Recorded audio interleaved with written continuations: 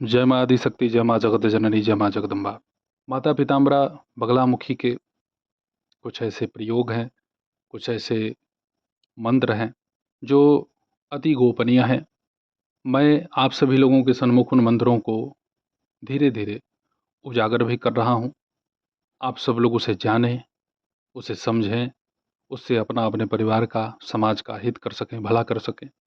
Online और offline दोनों जगहों पे बहुत सारे ऐसे लोगों से मेरा मिलना जुलना हो रहा है जिनकी बहुत ही प्रबल इच्छा है कि गुरुदेव, आप इतने सारे मंत्र प्रयोग दे रहे हैं, इतनी व्यवस्थाओं को आप दे रहे हैं, तो आप इसका कोई एक पुस्तक क्यों नहीं बना देते, कोई एक किताब क्यों नहीं दे देते।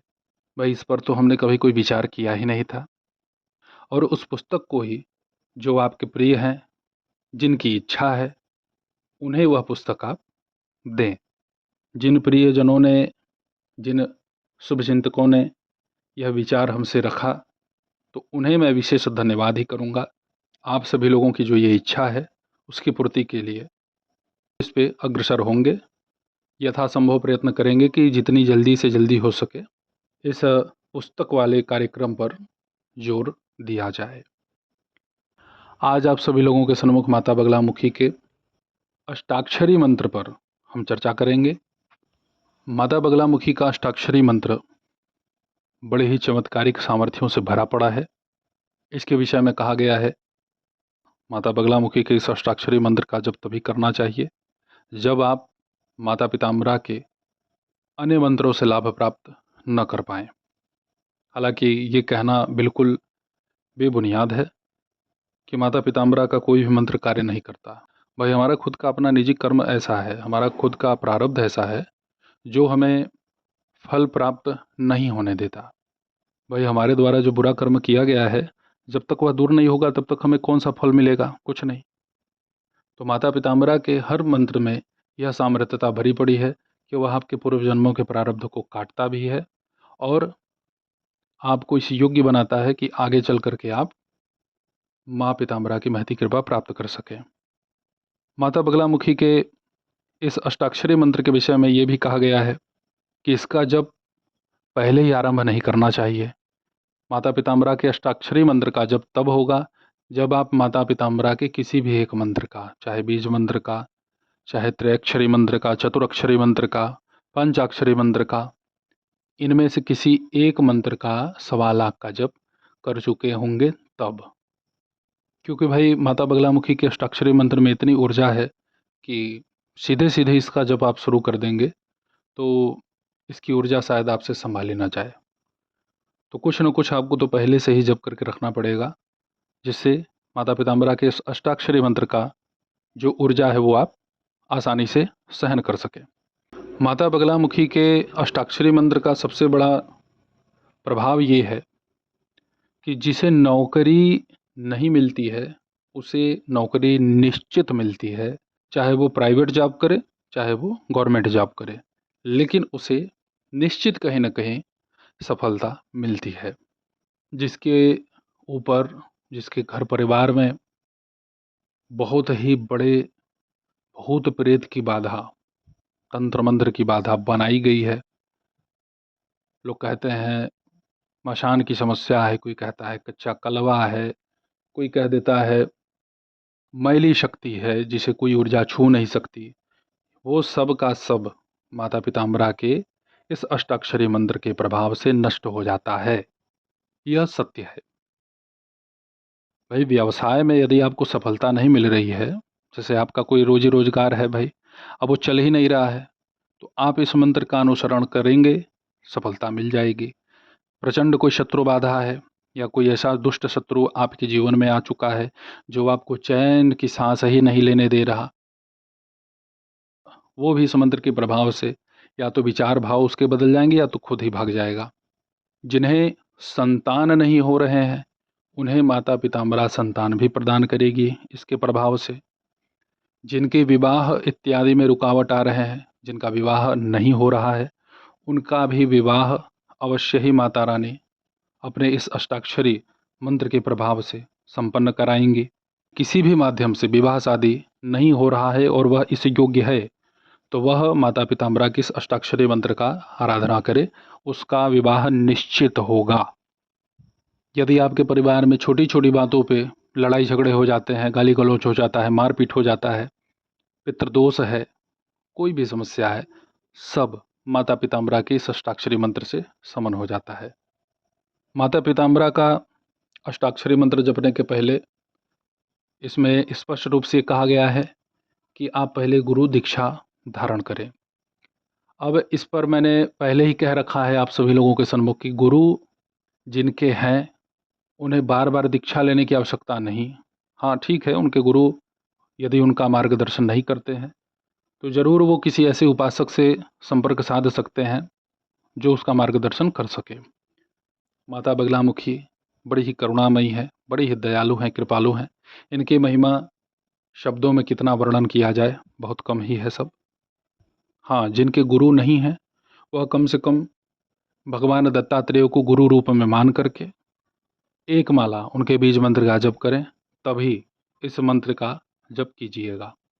भौतिक रूप से एक गुरु तो होने ही चाहिए भैया, जो आपका मार्गदर्शन कर सके। मैं तो बहुत सारे लोगों को दीक्षा भी नहीं दिया हूँ, फिर भी मार्गदर्शन उनका मैं कर देता हूँ, दे देता हूँ, बतला देता हूँ कि आप ऐसे ऐसे करिए, यही ठीक होगा। अब आप सभी लोगों के सन्मुख हम माता बगलामुखी के इस अष्टाक्षरी मंत्र का ध्यान यहाँ प्रस्तुत करते हैं। आप इसे सुनिए।